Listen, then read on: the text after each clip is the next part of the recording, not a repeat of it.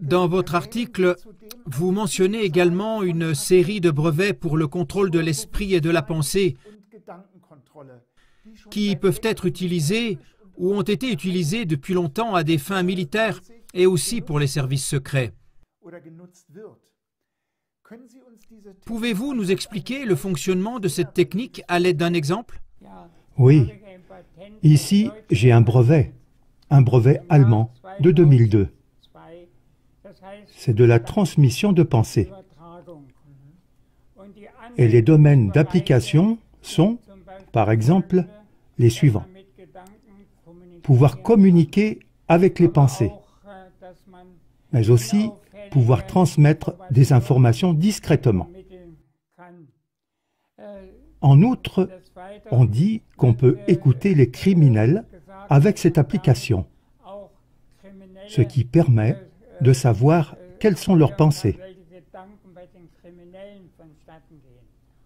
Ou, à l'aide de ces micro-ondes, on peut stabiliser les pensées. Si quelqu'un est en négociation et a besoin de soutien, on peut le soutenir. Et puis, vous avez la possibilité d'influencer le métabolisme du cerveau et tout le reste à l'aide de ces pensées. Et ça fonctionne dans la gamme des gigahertz.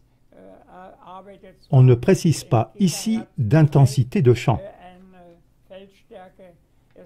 Mais je sais que la fonction cérébrale réagit à un champ, le champ magnétique, de 0,3 picowatts par centimètre carré.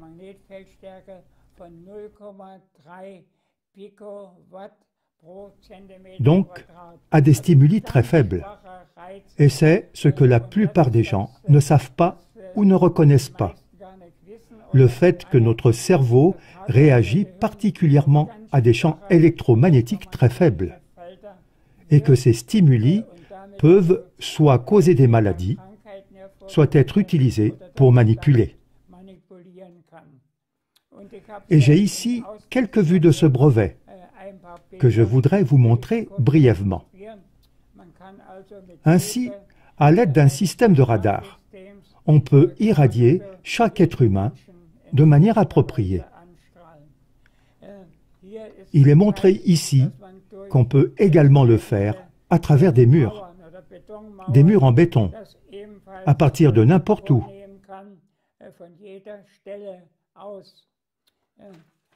Ici, prochain exemple, à l'intérieur d'une maison. Ainsi, par exemple, je peux, du premier au dernier étage, influencer les pensées d'une personne ou les lire, etc. Au moyen d'un canon à ondes ou d'une antenne ou... Et c'est possible. Même s'il y a une quelconque protection, les ondes peuvent passer à travers.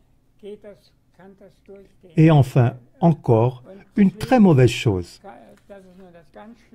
Depuis un avion ou un drone, je peux aussi influencer avec cette technique et ensuite causer des dégâts ou donner des ordres, etc.